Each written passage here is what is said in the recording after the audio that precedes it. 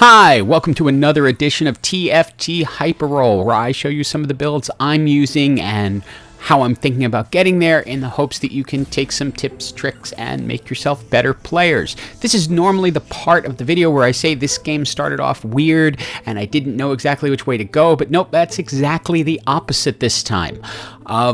It gave me a Nocturne right off the bat. I had two sparring gloves, and it gave me a choice between a BF sword and a recursive bow, and so I could make either the Infinity Edge or Last Whisperer, and those are two critical items for Nocturne. So I just went, you know what, I'm going straight to the Last Whisperer, found a Kha'Zix and a Gragas, and went, yep, I'm going Brawler Assassin. So it seemed really clear at the beginning of this game what direction the game was pushing me in, using both items and the characters it gave me out of the NPC round. And that's really all I can ask for at any given moment. I picked up a Sejuani so that I could ultimately get to the Brawler buff, but I've also picked up a Soraka and some other things just in case things don't go exactly as planned.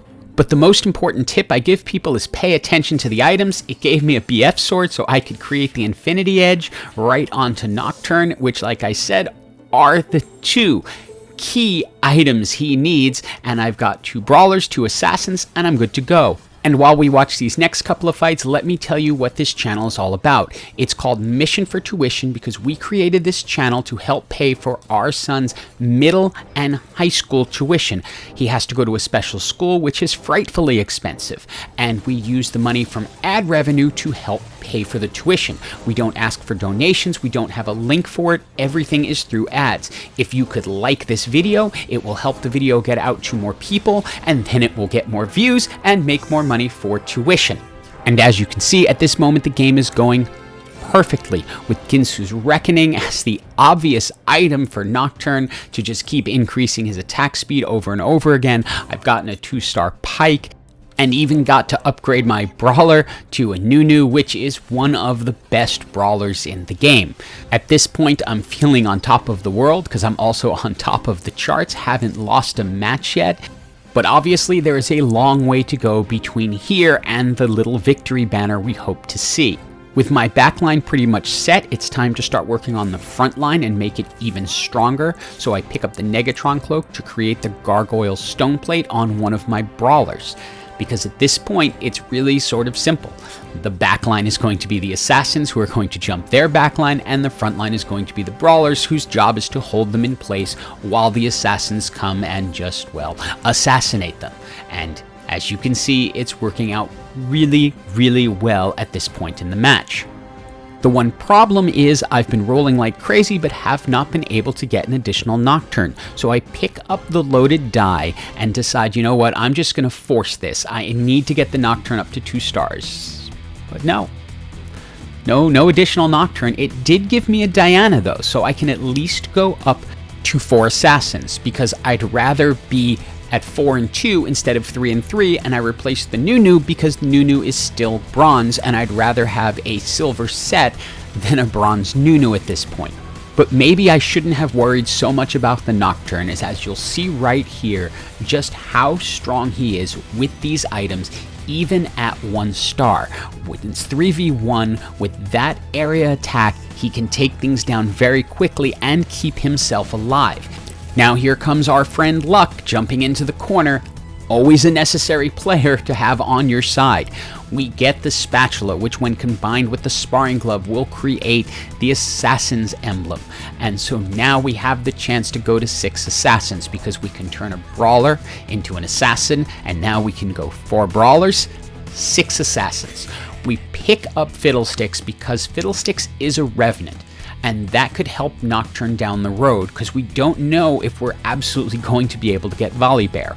An additional Gargoyle Stone Plate on Gragas to keep him up as long as possible so that my assassins can do their job. But with a 1-star Nocturne, I'm still a little concerned. I need to get him up to silver. You can see right here that at 1 star, if he gets CC'd, yeah, he goes down really quick because he does not have the health, and once he's down, the team is out, and that will be our first loss. We 2-star the Nunu, and so we have a silver Nunu, but still not able to find a Nocturne. So we're now relying on the front line to hold this up as much as possible. You can see that a good Vel'Koz ult can do a bunch of damage, but the Assassin set is able to get in there and help clean things up. And ultimately, I'm just using Set as an item holder, but he really paid off right there. We've now got a Viego, which gives us the chance to go to 6 Assassins. So immediately, 6 Assassins is going to be better than 4 Brawlers. I managed to silver up the Diana, but still only have 1 star, Bronze Nocturne. And since I'm relying on Nocturne to be the carry, that is not going to work in the long term. This person has a 2-star Nocturne, and that's why they beat me very easily. Giant Globe of Happiness, get some extra gold, and a Tome of Traits. What are 4 traits that have nothing to do with my build? Thanks, Rito. And yes, it deserves a double facepalm. I just pick up the Draconic Emblem because, why not? Remember way back 6 minutes ago at the beginning of this match when I said it was pointing me in the exact direction, giving me the right items, giving me the characters, giving me exactly what I wanted? Well, at this moment, it feels like the joke was on me, as this person is a little bit too excited about winning against my currently underpowered comp. But I did make it into the top 4, so it is kind of a victory, but I'm just frustrated because I needed the 2-star Nocturne. Thank you. Thank you, Rito. With some help from the NPC round, giving me a Nico's help and a Teemo, I'm able to roll down, find an additional Viego, and start filling this in.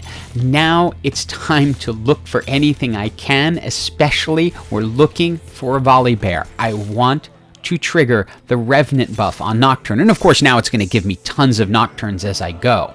And health doesn't matter at this point. I'm just trying to get everything into position. I'm not even bothering to use the Draconic Emblem, even though it would give me a little bit of extra health, but it's not going to make the difference between life and death.